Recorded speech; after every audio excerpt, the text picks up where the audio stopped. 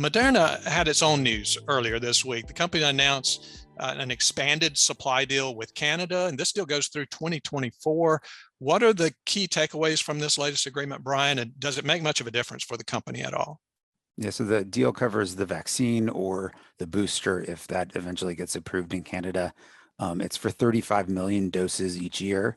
That breaks down to 20 million doses in 2022 and 2023, with an option for the other 15 million doses for each of those years. And then in 2024, the whole thing's an option for the government for the whole 35 million doses.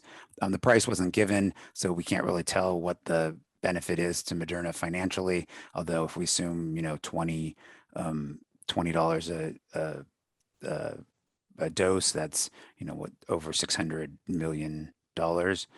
So not a trivial amount of money. The I think the telling thing here is that the Canadian government has committed to 20 million doses in both 2022 and 2023. That's the minimum that they're going to buy. And the population of Canada is 37.6 million. So, at least a majority of its citizens are going to get boosters in both 2022 and 2023, according to these, the order that the Canadian government has put in. Yeah, and you mentioned that there's that option for up to 35 million doses in 2024, which is interesting to me as well. I think a lot of analysts have, there's been a lot of uncertainty, I guess, in terms of how long will the gravy train last for Moderna and for Pfizer and for their COVID-19 vaccines.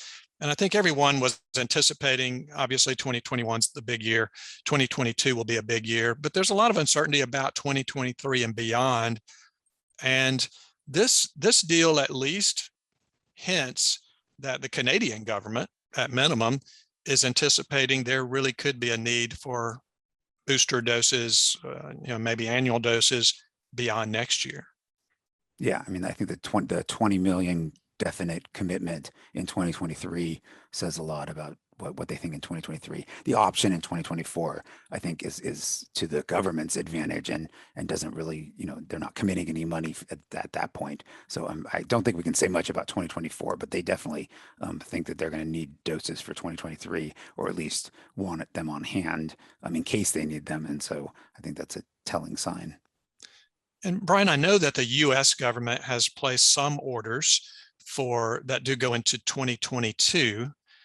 I don't know, and off the top of my head, I don't think that the U.S. has done any deals that go beyond 2022. Do you think we're going to see that happen pretty quickly? Yeah, I think probably we're going to start seeing other countries scrambling to get into 2023 and at least.